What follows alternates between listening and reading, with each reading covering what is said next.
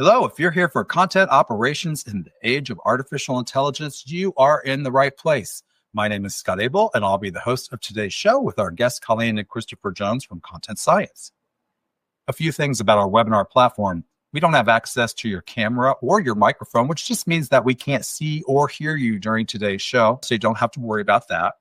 We are recording this program, as we do with all the Content Wrangler webinars. About 30 minutes after the live show ends today, an on-demand recording will be made available at the same URL that you're using to watch today's live show. So just copy that URL right now if you'd like and put it in a safe place. You can come back later and revisit the recording. Of course, we'll send you an email to remind you of this in case you forget. You don't have to worry about that. Also, if you find that this topic might be interesting to somebody else that you know in the profession or in your own company, feel free to share the URL so they can see the show on demand. We, of course, do want you to ask questions. Even though we can't hear your voice, we'd like you to type a question in whenever you have one, and doing so is easy. Scroll down beneath your webinar viewing panel to the Ask a Question function, fill in the form, and send it in to me. I will queue up as many as possible and try to get Colleen and Christopher to answer them with the time that we have remaining after their presentation. There's also additional content in the attachments section. Today, you'll be able to find information for both of our presenters in case you'd like to reach out to them after the show and connect with them on LinkedIn, which I encourage you to do. There are also two great assets available to you down beneath your webinar viewing panel. If you scroll down there right now, you can see the two that I'm talking about. One is called the report, What Makes Content Operations Successful in the Age of AI. It's a very meaningful and a quick read. I think you find it useful. So you can click on that link and access that content. It will not boot you out of the show. It'll simply open a new tab and allow you to access that content. The second piece of content that's there that I found really valuable was an article called What is the State of Content Operations in 2025? It'll probably help you figure out where you are on the maturity scale and what's going on in the world outside of where you work, which might help you operationalize your content in the future. So I heavily recommend that you access those two pieces of content. At the end of the show, I will ask you to, this is not the end of the show. I will ask you now to answer a polling question. Super easy, one question, 5 multiple choice answers. You click on the answer that's most appropriate for you. I've launched the poll, and the question is, what maturity level best describes content operations in your organization? Our choices are chaotic, no formal content operations, mostly ad hoc. We're piloting, we're trying content operations in certain areas and functions of the organization. Or we're scaling, we're expanding formal content operations across business functions. Or we're sustaining, we're solidifying and optimizing content operations across business functions. Or we're thriving, we are sustaining while also innovating and seeing return on investment. This poll will be open for a little while, so please add your answers here. This will help the presenters better customize their answers because they'll know a little bit about your maturity level during the show. Also, at the end of the show, I will ask you to rate the quality of the information that you received today using our 1 through 5 star rating system. In which 1 is a low rating and 5 is an exceptional one. All right, without further ado, let's do a couple of quick commercials. One, I'd like you to join me if you can in the Center for Information Development Management's DITA Europe conference this year in Brussels, Belgium, February the 2nd through the 3rd. I'll be there with a variety of other technical documentation and content management specialists and consultants and practitioners, all talking about how we use the Darwin Information Typing Architecture, or DITA, to create information and develop publishing capabilities. I hope you'll join us at that conference. And if you decide that you want to, you can save 10% off the cost of registration when you use the discount code TCW at checkout. Also from the Center for Information Development Management is the Convex 2026 conference this year, or coming up in the new year. April the 13th through the 15th, we'll be convening in Pittsburgh, Pennsylvania at the Marriott City Center Hotel. This event attracts 300 or so of your peers, people who create content to help other people succeed in whatever tasks they're trying to accomplish.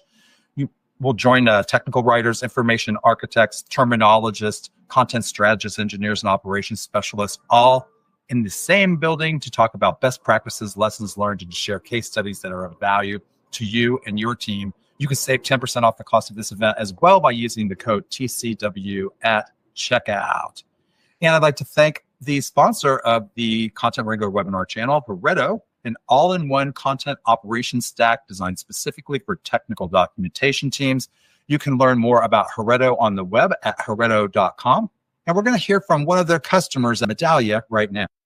I've been in the software industry 35 years, and one of the things I love about Medallia is we make companies better. At Medallia Product Documentation Team, we have a goal, and our goal is that our documentation is the first and last place that people go to find information about our product. Product documentation is the official source of truth about what is supposed to be in the product. It has to be accurate, it has to be up to date, and it has to be accessible.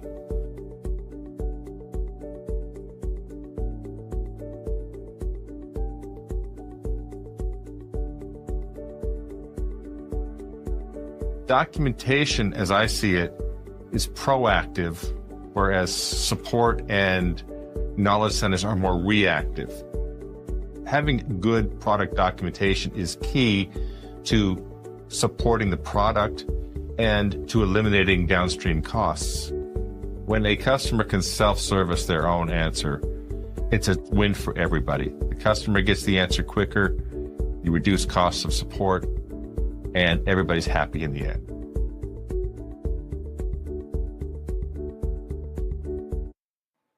All right. Welcome, everybody. My name is Scott Abel. I'm the host of today's show. And with us today, we have two guests. And our first guest I'm going to introduce is Colleen Jones. Colleen, can you hear us?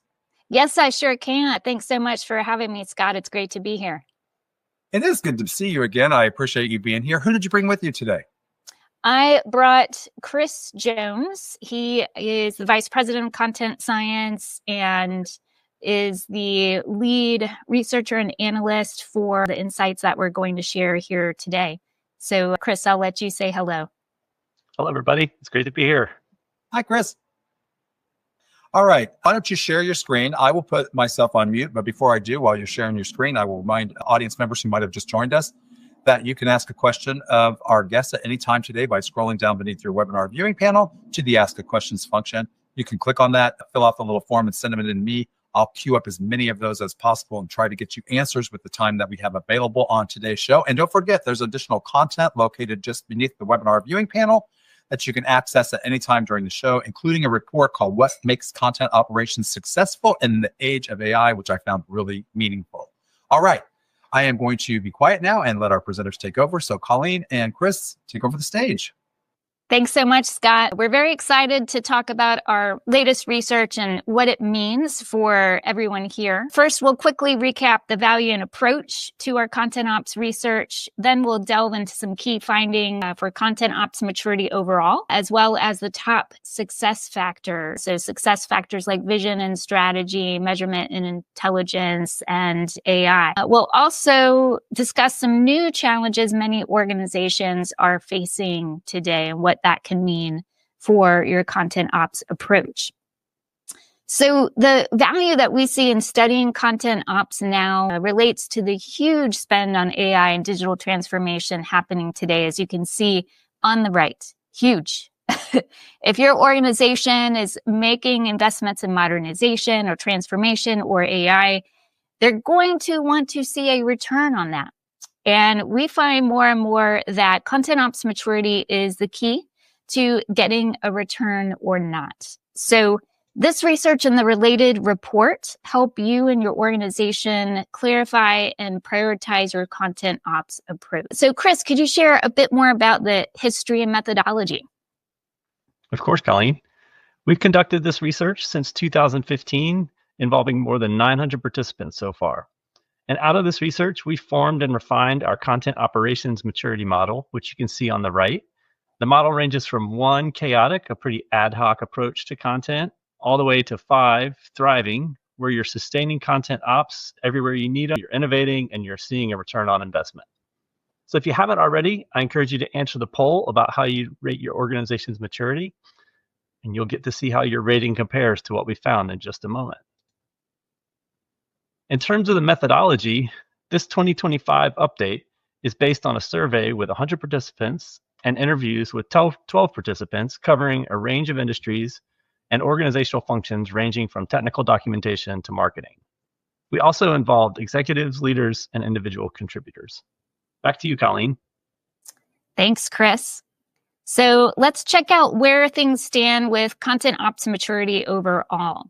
First, a quick definition. We view content operations as the behind-the-scenes work of managing content activities effectively and efficiently. Today, that often means establishing and scaling content systems with people, process, and technology. And we're seeing a promising shift towards slightly more maturity, with 40% of participants reporting that they're at level 3 and 25 participants reporting at level 4, which is a big increase from only 5% in 2023. So you can compare where you rated your organization to what we're seeing here. We also are seeing a big drop in organizations at level 1, only 5% now compared to 20% in 2023. We also asked participants about their goal level of maturity, and we're seeing higher aspirations compared to 2023. 64% are striving for a higher level than their current level. 45% are striving for level 5, the highest level. And that's nearly double the 25% aspiring to level 5 in 2023. So for you and your organization, think about where you are now and where you aspire to be with your content operations as you're planning for 2026 and beyond. We also took a look, as we always do, at whether content ops maturity has an impact on success. And we continue to see a strong correlation. For instance, 80% of the extremely successful and nearly 70% of the very successful operate at levels 4 and 5.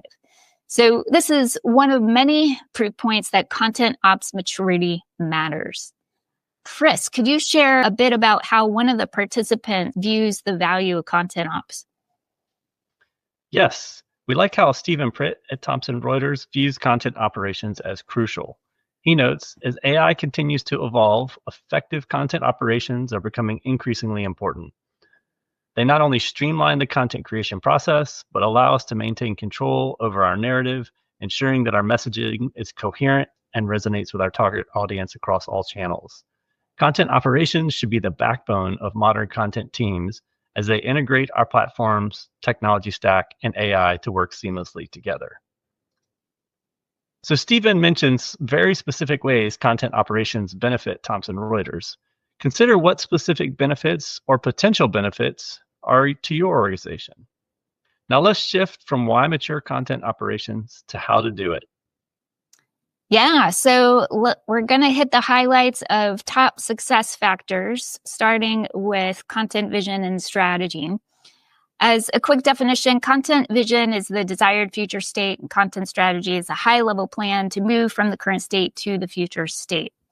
And what we found is that more participants report having a content vision than in the past, but they're also reporting more challenges with communicating about the vision. So this goes to show that it isn't enough to define the vision and let it sit on the shelf. You have to invest time and effort in communicating it. So, Chris, could you share a bit more evidence about why content vision matters? Yes, we also checked out how the presence of content vision correlates with content ops maturity, as you see on the left here, with success, as you see on the right. There's no question that organizations with a content vision are more likely to have a more mature content ops and report higher levels of success. Additionally, we found that organizations operating at high levels of maturity and success are much more likely to report a lack of strategy as a challenge. Back to you, Colleen. Excellent. All right. So I think on this last one, we're much less likely to report lack of strategy as a challenge. I know that's a little bit of a tongue twister.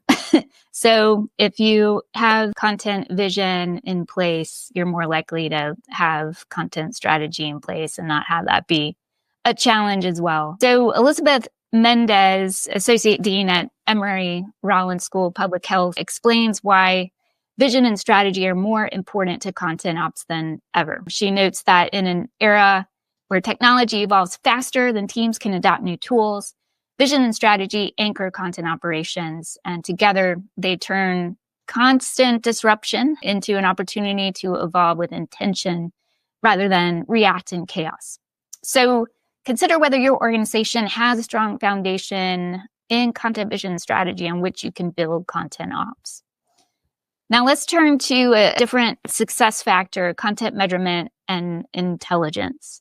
And a couple of quick definitions here. Content effectiveness is the ability of content to enable your customers or users to achieve goals, while at the same time achieving your organization's goals.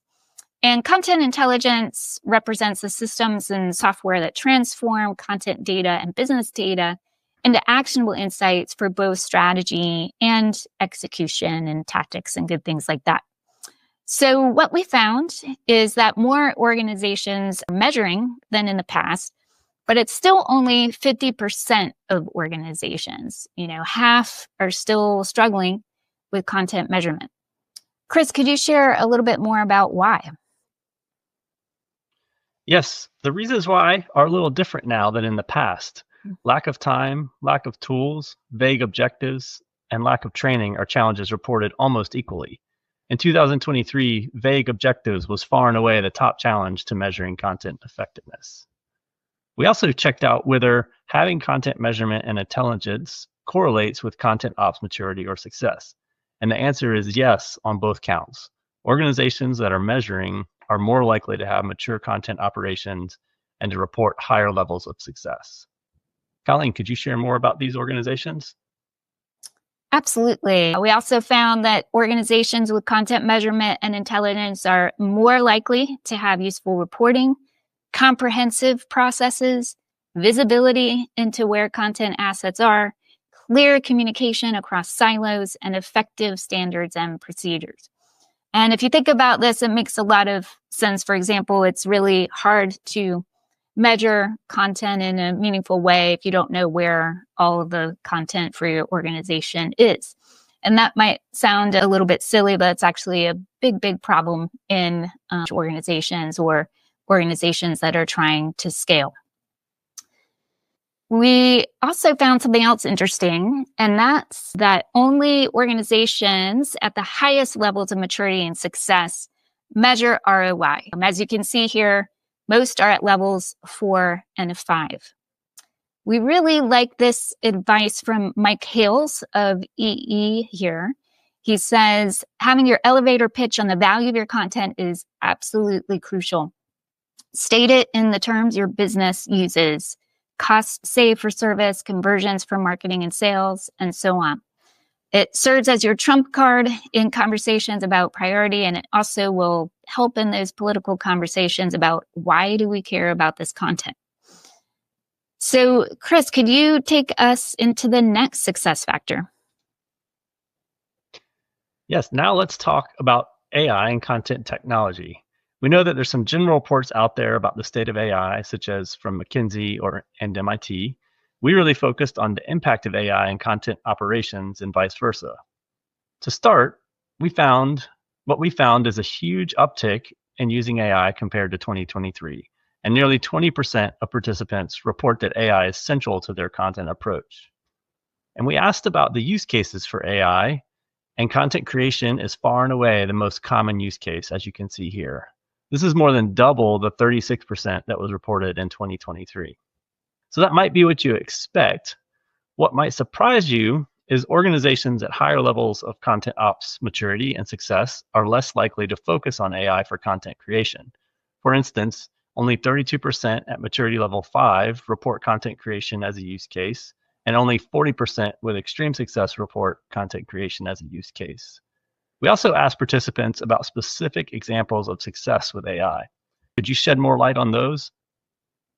Sure. Participants reported a wide range of early successes with AI. This is only a small sample of what's in the report. The successes range from what you might expect, like creating drafts faster and a higher level of quality, to what you might not expect, like using AI as a lever to drive more process and better process. We also asked about the specific tools and technologies organizations are using. Most participants report using AI features integrated into tools they're already using. Out of the AI-specific products, participants most frequently report using OpenAI products like ChatGPT. A significant percentage report using an in-house or homegrown solution built on a major AI model.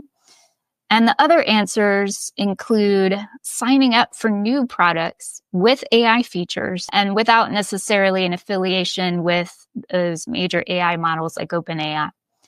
I think we'll see more of that as AI has triggered a wave of innovation in content technology and tools, and that's super, super exciting. Now, one benefit of all this attention to AI is more stakeholders are becoming aware of just how complex effective content is, especially at scale. And we like how Laura Barnes of Red Hat articulates this opportunity. She says, I'm finding that more folks who are new to this, the more they are learning about quality effective content. I also find they don't want to do it alone. They always call us in to help. They realize they need an expert to guide them. So consider how this opportunity to be the expert guide applies to your organization's AI situation.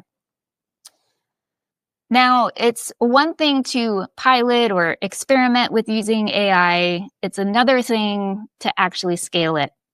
So that is something we asked about. We asked about scaling AI. Chris, could you share some of what we discovered? Sure, Colleen. We found overall that many organizations are struggling to scale. Slightly less than a third of participants report moderate or fast progress. Most of the rest are seeing slow or stalled progress. Now, we took a look at whether content operations maturity plays a part in scaling AI, and we found a connection. Organizations operating at high levels of content maturity are more likely to report moderate or fast progress. We also found such organizations are more likely to have prepared to scale by taking steps like addressing workflow, standards and models, documentation for regulation, and governance. So AI might be an area your organization is experimenting with, and our report includes guidance on that. Colleen, could you share a sample? Sure. This is a sample of guidance available throughout the full report. So throughout, we've got some little insets like this with some commentary. And we wanted to call this out and share this particular commentary because so many organizations are kind of stuck in their approach to AI or just figuring out what's next. And it's a great time to get strategic and reconsider your options. So these are 4 important types. First, reconsider the use cases. Your organization might not be ready for content creation as a use case right now. And content creation can be super risky as a use case if your organization isn't ready. So consider what other use cases can benefit instead. Laura Barnes, who we just heard from at Red Hat, for example, focused her team initially on using AI to enhance metadata, and it worked really, really well. Second, reconsider building the AI approach, buying it, or a combination. MIT has found that enterprises trying to build their own solution are more likely to fail than those that are buying. Third, if you are building, consider your approach to the language model. For example, AT&T initially used the large language model GPT-4 to categorize customer service calls and ultimately help prevent customers from churning. And while that approach saved around 50,000 customers, it was also expensive and required extensive maintenance. So AT&T shifted to using a combination of small open source models such as H2O.ai. Not only does the new approach maintain high accuracy, but it works faster and at 35% of the cost with GPT-4. I imagine my hunch is that the environmental resource or the environmental impact because of the resources used also is much smaller with that approach. And finally, reconsider the approach to ROI. MIT recently found that 95% of enterprises are struggling to see ROI from AI. And we believe that's because most organizations are focused too narrowly on productivity. Plus, many organizations haven't been measuring the impact of content, so they don't have a clear benchmark. So minor or vague productivity improvements will not justify the cost, time, and resources to implement AI at scale. It's time to get more strategic about that. Now, let's touch on one last success factor, content process and governance. As a quick definition, we consider content governance to be the practice of keeping content aligned with standards, policies, and more to ensure its quality and effectiveness. One area we looked at is governance techniques, and those techniques range from ad hoc meetings to a center of content excellence. And compared to our 2023 update, we're seeing a big uptick in using some kind of governance. As you can see here, the most frequent technique is the least formal one, ad hoc meetings. So, Chris, could you share a little bit more about what we discovered with governance? Yes, we took a closer look at what the more mature organizations are doing, and they're clearly using more formal techniques as well as a combination of techniques. One technique we'd like to see used more is tailoring technology to help automate governance. As Rafael Carranza of PitchBook says, workflow automation offers powerful opportunities to safeguard content quality and enforce standards, such as automating freshness checks and triggering audit processes. One more area of insight we'd like to touch on is challenges. Colleen, could you delve more into that? Absolutely. So participants reported some new challenges to maturing content operations that we haven't necessarily seen in the past. For the first time, participants report not enough staff or support, as well as rapid change as top challenges. You can see them as number one, kind of the first yellow bar all the way to the left, and number three, the purple bar. And our interviews confirmed a set of interrelated causes such as reorganization, changes in leadership, AI and technology disruption, business model changes, regulatory changes, product shifts, and layoffs. And also heard a lot about all of this kind of happening at the same time. We're also seeing top challenges from the past persist in this study, such as problems aligning or integrating content strategies, especially in enterprises, and no direct measurement of content effectiveness. We also asked participants to rate their level of agreement with a range of statements. And they disagree the most with the statements you can see along the bottom here, ranging from siloed communications to useful reporting to tools and processes. These statements tend to be about organizational support and integration, not team dynamics. So large and growing organizations are trying to operate and scale content in a time of high disruption and inadvertently making it harder, not easier. One way to address this situation is to consider resilience. How do you bring resilience into your content operations so they can handle change and scale? We like the way that Leilani Prevost of ServiceNow talks about this opportunity. She says, living near fault lines can teach you a lot about staying steady. It's a lesson I carry into how I think about change management and leadership today. When AI shakes things up, managers are the shock absorbers. They use empathy to steady their teams by turning anxiety into energy and keeping everyone moving forward. Thank you, Chris. Leilani's advice is certainly inspiring. And to help you keep your teams and organizations moving forward the way Leilani is saying, we are making this full report available. It's 95 pages. It has much, much more in terms of insights, commentary, quotes, examples, and planning tools. And as Scott mentioned, he's made it available in the links available to you here on Bright Talk. So we've been really excited to hit a lot of the highlights from our latest research. And Scott, we're happy to answer any questions that you're seeing. Excellent.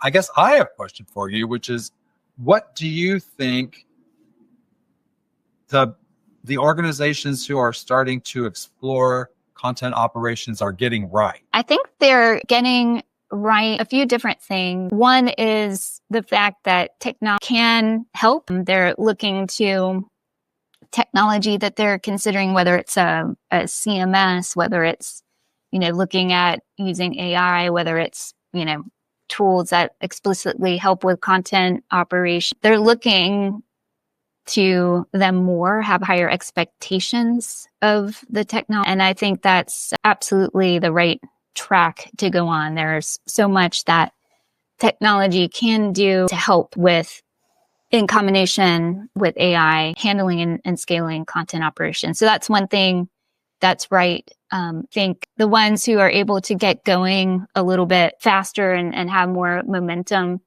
do have that vision and strategy in place. And start with that along with an assessment of, where they're currently at with content operations. And, it's not unusual to actually have a vision and strategy entirely focused on what's going on behind the scenes, in addition to the vision for what you want to happen with content for customers. Folks who are coming at this from more of like a user experience perspective, or maybe even a marketing perspective, tend to default to, okay, this is the vision, the strategy for what we want to happen to customers, but you also need to factor in, what do we want this to be like for, the authors, the users, the engineers, the product owners, the people behind the scenes, and what do we really need to have in place to sustain and scale what we want to make happen for customers. So those are a couple of things that organizations who are kind of starting to get it right and starting to carry more momentum are doing. Interesting. I'm going to post back on the screen now so everybody can see us when we're talking to each other. So I have a question for you about, I guess, your history of tracking content operations maturity over the last few years. What surprised you the most in the latest update that you're producing the report? In other words, what did any assumptions that you have get challenged? Did you learn anything that was surprising? Yeah, I think we were excited about, the promising shift to more maturity, but at the same time, a little surprised that there more progress. And then everything that we, delved into around AI is completely new. We didn't really know what to expect. And leading into this update, we're keeping tabs on what MIT and other organizations who are reporting on the state of AI or, progress with AI, what they're saying. And that made us really curious about, was our research going to kind of be in line with that or be very different?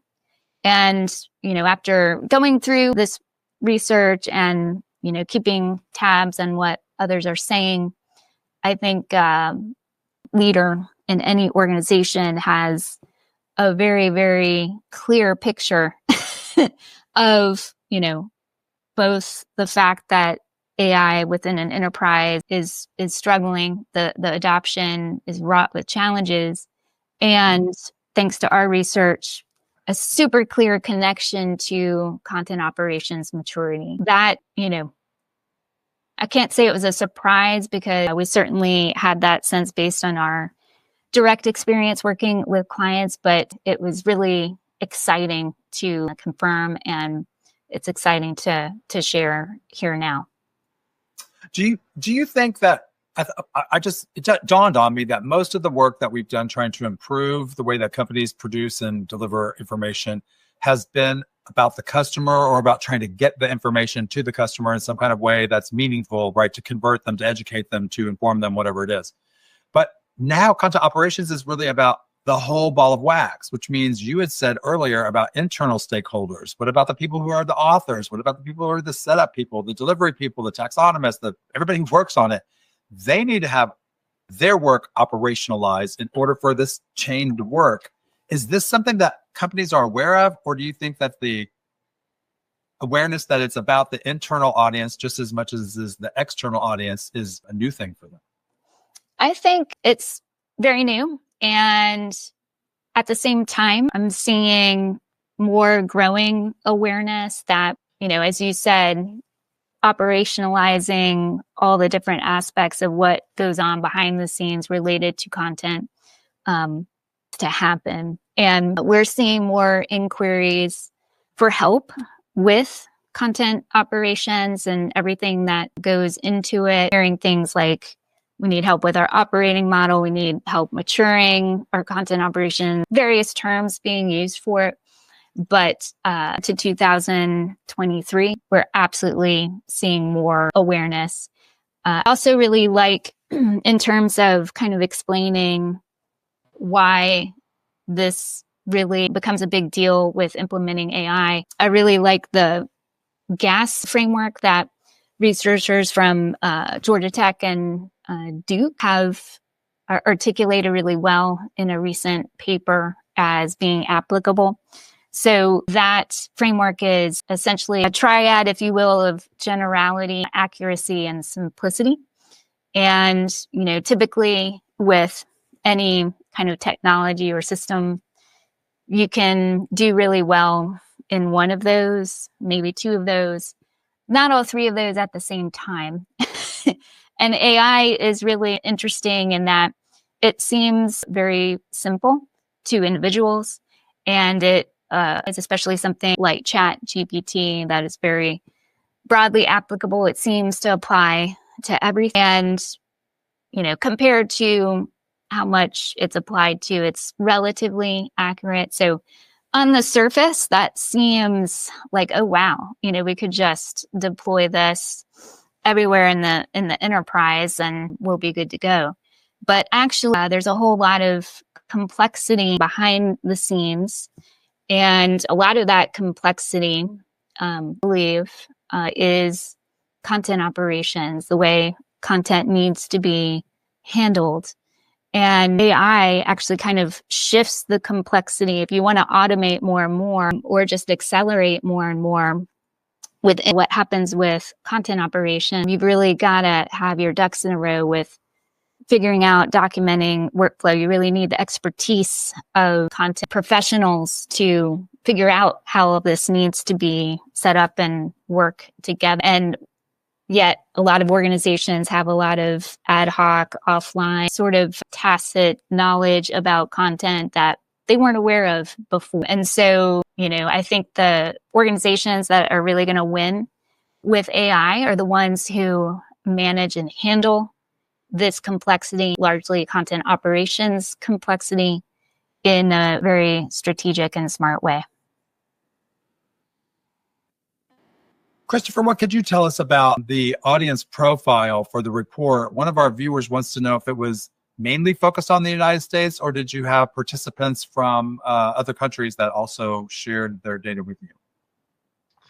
Yes, the majority of the respondents were in the United States, but we had people from all over, from Austria, Netherlands, Kenya, India, Canada, Ukraine. So a good variety globally, but the majority of the participants were in the U.S. And were they mostly larger organizations, or did you have kind of a mixed bag of participants in the survey? It was a mix, and I can find that that number. Give me one. That's okay. Yeah. It was a good mix. Yeah, we did have a good mix of combination of larger organizations. Great. Yeah, I think it was about 60% enterprises. So that's right. Okay. More than half enterprises. Colleen, when you talk about promising shift to more mature content operations, what does that shift look like in real terms? In other words, what behaviors or patterns define this shift that you're seeing? Yeah, so the promising shift to more mature content operation, really about a combination of recognizing the value or importance of content operations. This is a thing we actually need to have in our organization, as well as the success factor that we talked about, vision and strategy, process and governance, looking at how technology can help measurement intelligence and so on.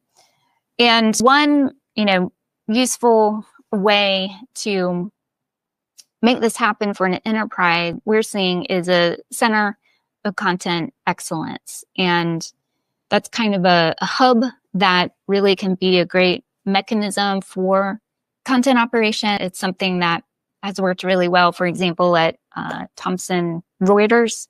And that's, a situation where we have a huge scale, global, lots of different markets, lots of different products and solutions.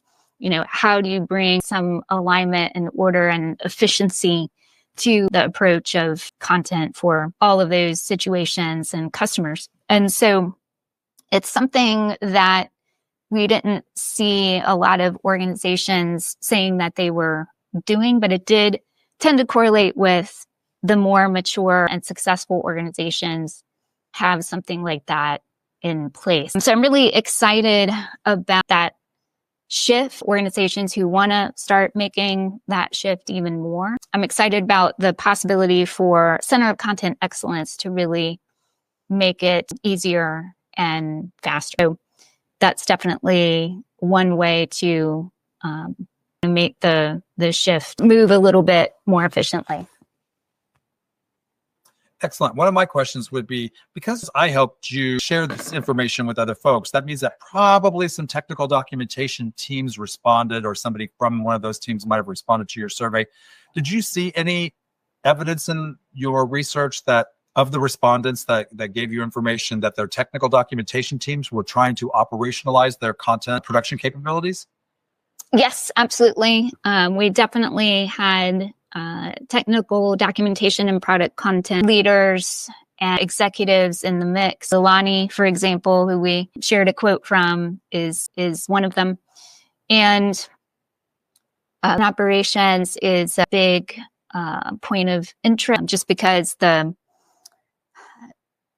it's always important to have effective technical documentation, product content, but we're also seeing organizations recognize that they need more alignment across all of the types of content that come into play in the customer experience. So, technical content, documentation, product content, that needs to work well with marketing content. And in a recent conversation with Laura Barnes at Red Hat, for example, she mentioned that content operations is kind of the love language between those kind of major types or purposes of content. So, marketing content, technical documentation, product content, they both need to have content operations. They can speak content operations to each other and get it. And I'm really excited about content operations being a mechanism for bridging silos, having more of an integrated approach, especially, in a large organization or an enterprise.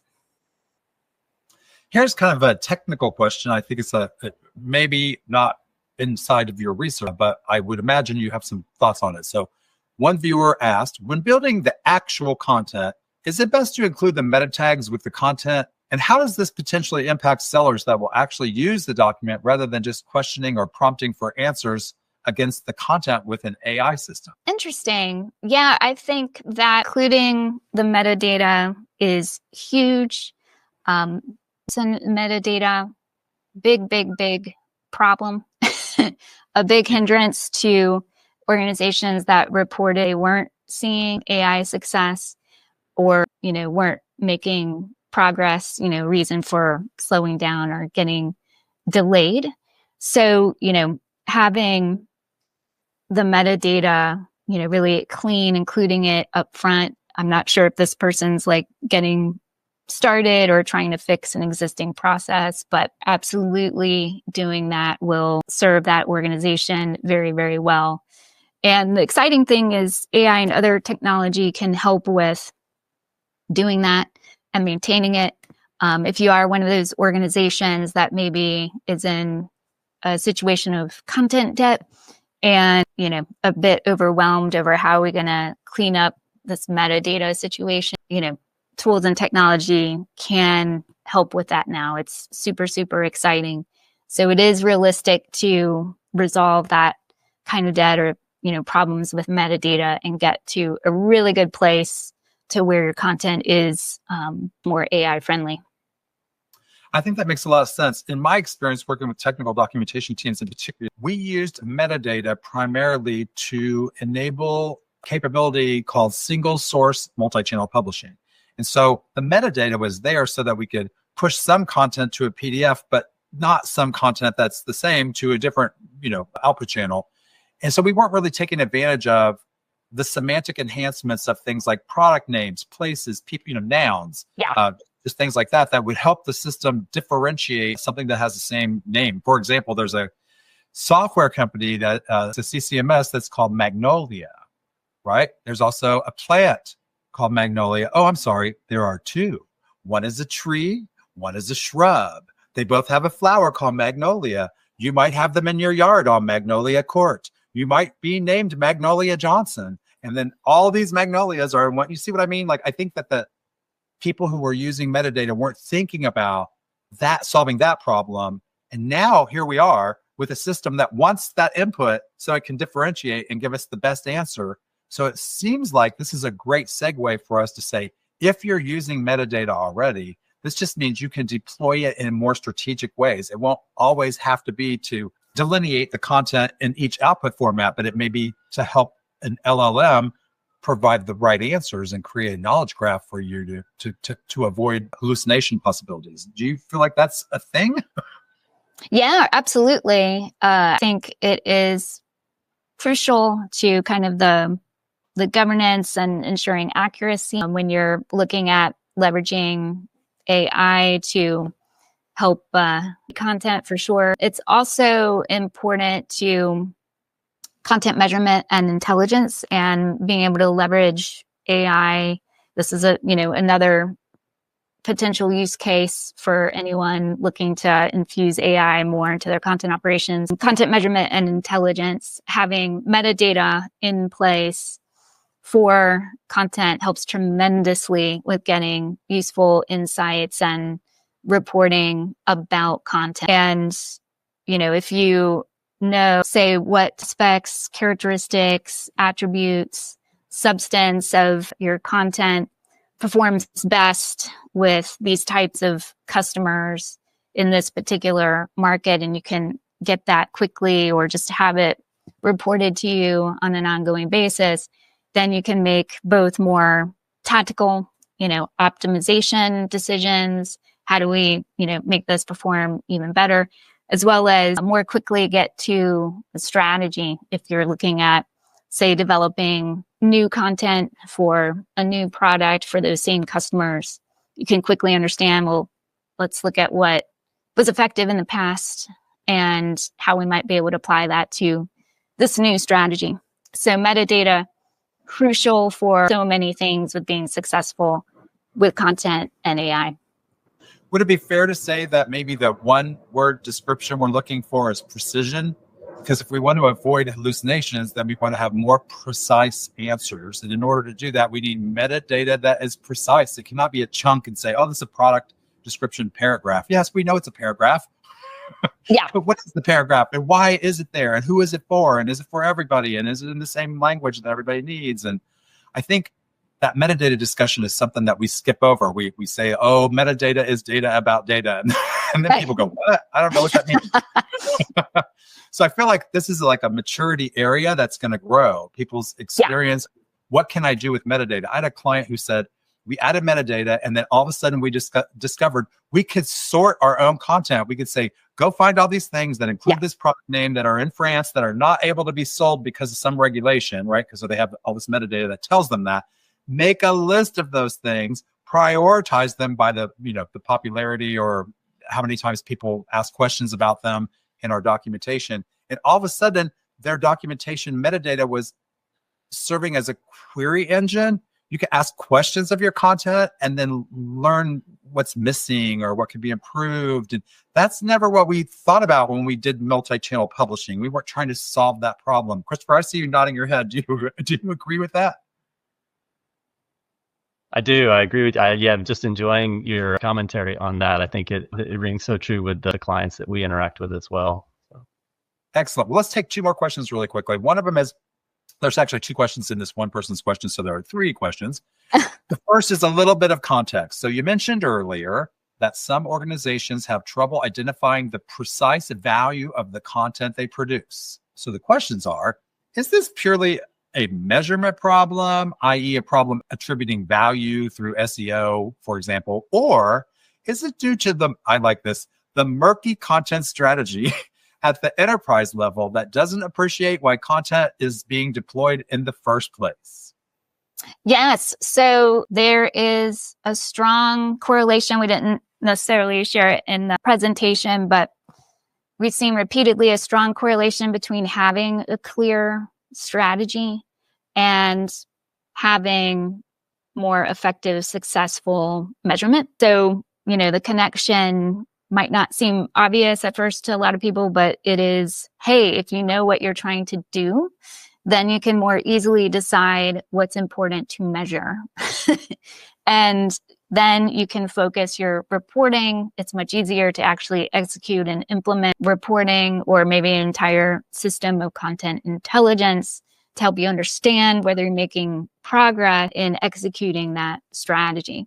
So yeah, I do think it is everything that person said in the question. They are very related. Lovely. And the second question that person wanted me to ask you was, do you think that AI could lend clarity in the absence of a decisive content strategy? I'm almost thinking that might have to be a whole show on its own. What do you think? So I'm just thinking of that in context of the first question. So add clarity for an organization. Yes, if you don't have a content strategy, the question sometimes is, can't AI just do everything? Oh, right. Yeah. The content strategy issue was sure at the time when, and each team said, oh, we need a content strategy apparently. And then there was 20 content strategies, right? Yeah. So this goes back to one of the examples of AI success that we shared that was maybe not intuitive, which is using AI as a lever to improve process. And so, we heard a couple of examples of, okay, so, X stakeholder, you want to look at using AI for, this product content or, this product marketing content or whatever the case might be. In order to do that, we need, things that actually equate to a strategy. So they're backing their stakeholders into defining a strategy, and kind of the carrot, if you will, is we'll use AI for this if we get this defined. But to use AI, we need to define these things, which is essentially a strategy. I was going to say, I think you could use the AI systems to help you think about your strategy, to ask questions of your strategy, to say what might be missing from the strategy. There's so much that's been written about content strategy that is difficult for us to find, but an LLM may have been trained on it. But before we jump out of here, because there's one more question, I wanted to see if I could tackle this one. When creating content to be used by, they ask sales organizations, I'm going to say by any organization, is it best to chunk the content into smaller segments rather than produce one large document? And anybody that's watching this show that knows me is probably giggling right now. Knows. Yeah. Yeah, absolutely. Yeah, generally it's better to chunk into smaller pieces and then have the flexibility to use those pieces on their own in particular channels, or to bring them together in a larger piece. But I will say, and Scott, you might not agree with this or like this, you need to be really intentional and smart in the approach to figuring out what those pieces need to be. In other words, we're modeling content. We're figuring out at what level of granularity we need that content to be. That's the word, granularity. Because you definitely can get too granular. And then if you do that at scale, you create a lot of maintenance issues and don't get, the full value out of having those different pieces that you could. So, but yes, Scott, welcome your thoughts on that too.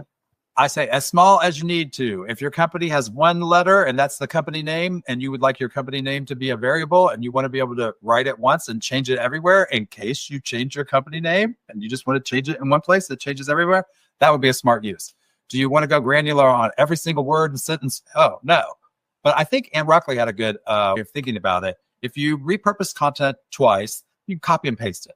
If you're going to do it 3, 5, 15, 100,000 times, you should probably systematically develop a way to repurpose that. And that would be identifying the pieces that would be appropriate for that and helping the system understand with the metadata why you would like to use it in certain instances and why not. So it can do if this, then that piece of content. Yeah, but I agree 100%. All right, that's going to be the end of the show because we're out of time. So I'm going to have to Hereto for being here today as the sponsor. You can learn more about them on the web at Hereto.com. And both of you for being here. I really appreciate it. Audience members, if you would do me a favor and click the rate button, which is, or vote maybe is what it's called, just below your webinar viewing panel, to let both of our presenters know what you thought about the information that they provided today during our session. It would be really appreciated. 1 is a low rating, 5 is an exceptional one. There's also a field into which you could type some feedback, and I appreciate that. We share it with our presenters, and we also read all your comments to try to make our shows better. All right, so you've been watching Content Operations in the Age of Artificial Intelligence with Colleen and Christopher Jones. Thanks for joining us today. As always, be safe, be well, keep doing great work. We'll see you again on another Content Wrangler webinar in the near future. Thanks to both of you. Appreciate it. Bye-bye. Thanks so much. Bye-bye. Thank you.